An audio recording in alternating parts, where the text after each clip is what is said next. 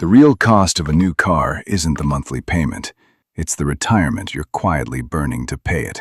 That normal car payment is silently costing you $624,000. Money you could keep for retirement without saving one extra dollar. Not by earning more, not by budgeting harder, just by seeing what almost nobody sees. Let me show you how, right now.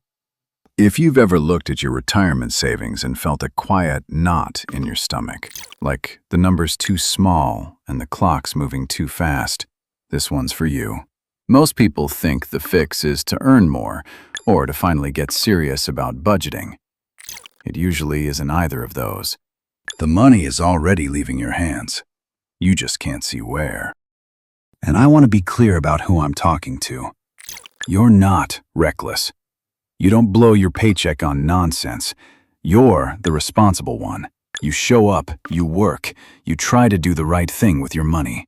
That's what makes this so frustrating. You're doing everything you were told to do, and the retirement number still barely moves. So you assume the problem must be your income. Almost always, it isn't. A car payment is the most dangerous expense in personal finance for one reason. It never feels like a loss. It feels like a lifestyle.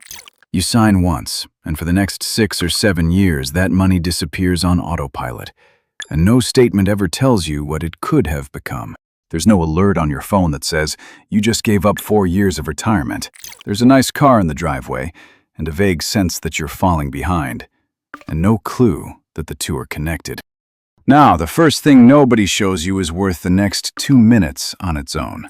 The biggest cost of owning a new car isn't gas. It isn't insurance. It isn't even the loan interest. When AAA added up the true cost of a new car in 2025, it came to $11,577 a year.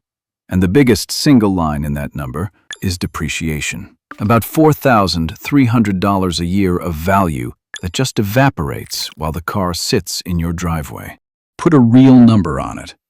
Drive a typical new car off the lot, and by the time you've finished paying it off, a huge slice of what you paid is simply gone. Not spent on driving, not spent on gas, gone, because the car used to be new, and now it isn't. You can't sell that back. You can't get it refunded. It vanished while you slept, and you paid interest on it the whole time. But depreciation isn't even the part costing you the 6 figures I promised. That's the part almost nobody connects. Before I show you the connection, one quick thing. Real quick before we go further. My name is Jake, and I started this channel to break money down the honest way. The math nobody puts on screen. No hype, nothing to sell you. We're still small, so every subscriber genuinely moves the needle here. If that's the kind of thing you want more of, subscribing is free, and it's the biggest way you can help. All right, back to it. So let's connect it. The trap isn't the one you think. The wealth killer was never owning a car. Everybody needs to drive. It's not even about buying a car you can afford. The killer is the gap. The difference between the car you want and a perfectly good car that does the exact same job for far less. That gap doesn't feel like money. It feels like treating yourself, like something you've earned. And that's precisely why it's so expensive, because it hides inside a decision that feels completely reasonable. It stings in a second, sneakier way too. A new car loses value fastest in its first years. The exact years you owe the most on the loan. So for a long stretch, you can end up owing more than the car is worth. You're underwater, bleeding value on something that shrinks while you pay it off. And the only people smiling are the bank and the dealer. Then the feeling you actually bought, that little hit of "I made it," fades in about a month. So you start eyeing the next upgrade. It's a treadmill, and the dealership sets the speed. Think about what the extra money really buys. Not necessarily a better engine, because a well-chosen used car can still run for years. Not always more safety, because a recent used car can still give you modern airbags, solid crash protection, and strong reliability ratings. What you're paying for is the newness, the smell, the badge. And newness is the one thing that loses value the fastest. So the real question was never, should I drive a car? It's this: what happens to that gap if, instead of handing it to a dealership every month, you send it somewhere that actually grows? Because that's where the number I promised comes from, and it's bigger than almost anyone guesses. Let me introduce you to two guys. This is Brian. Brian bought new. The average new car payment in America right now is $770 a month. And Brian isn't reckless. He works hard. He wanted something nice, and honestly, I get it. That's why the trap works. This is David. David needs a car just as much as Brian. He's got the same commute, a kid in the back seat, the same lousy weather.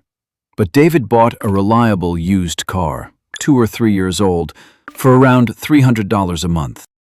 I'll be straight with you, because honesty is the whole point here. $300 a month is below the national average used payment, which sits around $530. So David didn't buy average. He chose, on purpose, to drive a little less car than he could have. That choice is the entire lesson.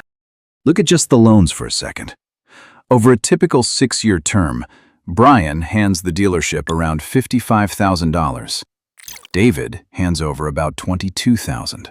That's a $33,000 difference before either of them has invested a single cent, before compounding has even walked into the room. The difference between them is $470 a month. Not on rent, not on their kids, on the badge. And David takes that exact difference and quietly invests it in a plain S&P 500 index fund. This part matters for you, not just for David, because it's almost embarrassingly simple. You don't pick stocks. You don't time anything. You buy the car that does the job instead of the car that flatters your ego. You set the difference to invest automatically every month, and then you forget it exists. That's the whole move. The hard part was never the investing. It was noticing the gap in the first place. Now, before anyone argues in the comments, I'm using the conservative inflation-adjusted return, about 7.4% a year, the real historical average after inflation. Every number here is in today's money. After 5 years, David's car difference is worth about $34,000. Not a hot stock, not luck, just the badge he refused to pay for. And after 10 years, about $83,000. If David stopped right there, he'd already be 83 grand ahead. Same job, same paycheck, same roads.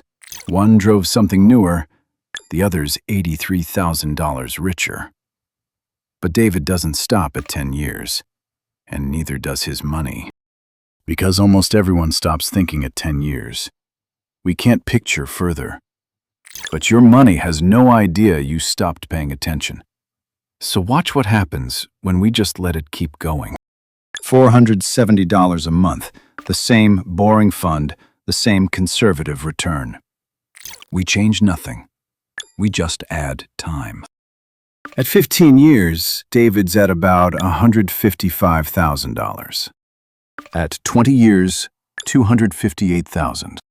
Look at the shape of that line. It isn't adding anymore. It's bending. It's multiplying. That's compounding. And right now, you're aiming it at a car instead of your future. By 25 years, David's cheaper car has turned into $407,000. And notice something strange about that climb. 10 years got him to $83,000. The next stretch doesn't add the same amount. It adds far more. The back half of this curve does more work than the entire front half combined. That's the part that breaks people's intuition. The longer the money sits, the more violently it grows, which means the single worst thing you can do with this is wait. And that's the cruel irony. The people who most need to hear this, someone in their 20s or 30s who's convinced they have nothing spare to invest, are the exact people sitting on the most powerful asset there is, time. They think they're too broke to start. The truth is the opposite. They're too young not to. We've still got 5 years to go before we reach the number I promised you at the start. Hold that thought, because before I show you how big it gets, I have to tell you why I'm so sure about this. I learned it the worst way possible. When I was a student, my first 2 cars were old, used, nothing special, paid for by my parents. Then I started working. My first real paycheck, the first time the money was actually mine. And the first thing I did was go buy a brand new car. Not because I needed it, because I could. Because it felt like proof that I'd finally made it. The thrill lasted about a month. A few years later, that car threw a rod. The engine completely failed, and it caused an accident. I walked away. I was lucky. But the car went straight to the scrapyard, and everything I'd poured into it went with it. And the worst part wasn't the money.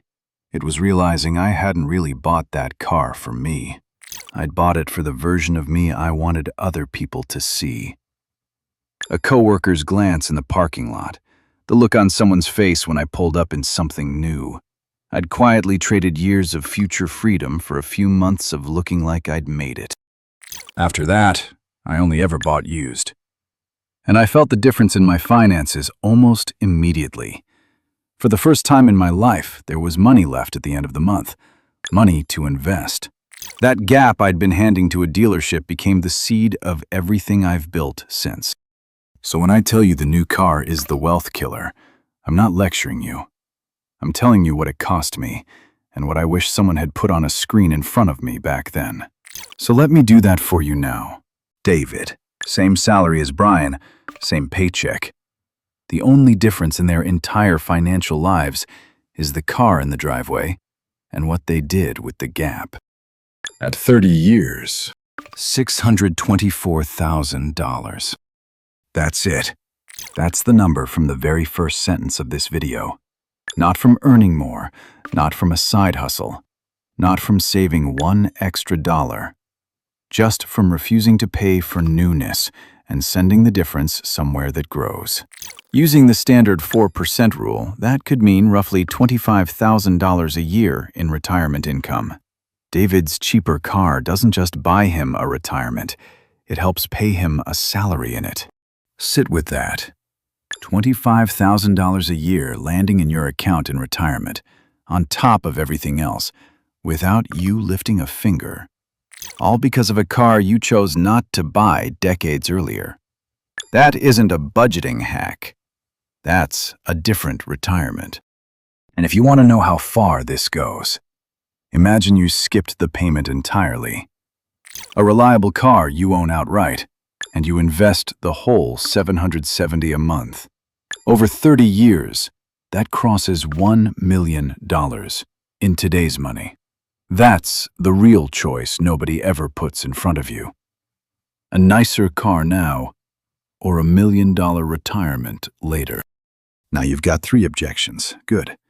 If I don't answer them, you should doubt the whole thing. And if you still land somewhere different from me after this, that's fair. The comments are exactly the place for it. 1. Used cars cost more to maintain. A little, yes.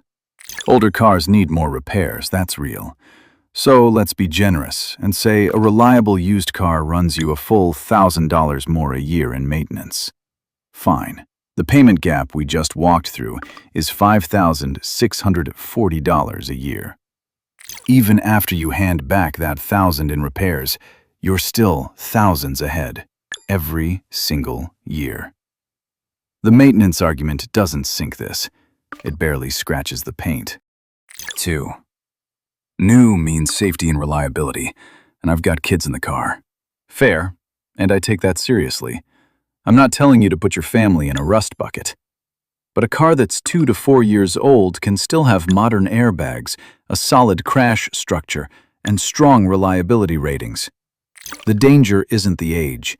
It's buying a wreck, and a recent, well-kept used car isn't that. You let the first owner absorb the steepest depreciation, and you keep nearly all of the safety. The only thing you give up is the smell of new. 3. The market isn't guaranteed. Completely true. And it's exactly why I used the conservative after inflation number instead of the flashy one. Past performance is never a promise, and anyone who tells you otherwise is selling something.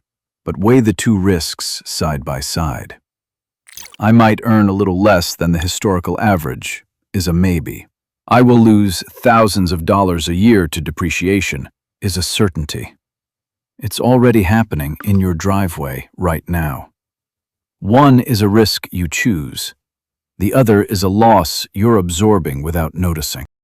So here's where I land, and I won't make the call for you. If you've seen all of this and you still want the new car, buy it. I mean that. Just buy it as a choice you actually made, knowing it might be a six-figure decision instead of one you backed into on a Saturday because the payment felt okay. The difference between those two people 30 years from now is a fully funded retirement. And if you're already doing the quiet math on the car sitting in your driveway right now, this isn't about guilt, and it's not too late. The next car is a fresh decision. So is the one after that. Every upgrade you choose not to take is money that goes to work for the person you'll be at 65, instead of a dealership you'll have forgotten by next year.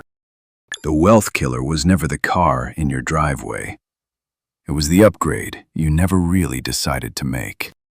And the next one isn't in your driveway at all. It's a decision Congress faces by 2032, when Social Security's Retirement Trust Fund is projected to stop covering full benefits for millions of people counting on it. You'll want that math before you build a retirement around a check that might shrink.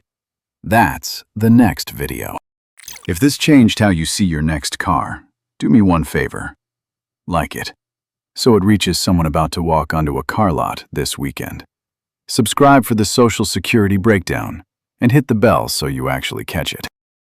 I'm Jake. Drive the cheaper car, build the richer life.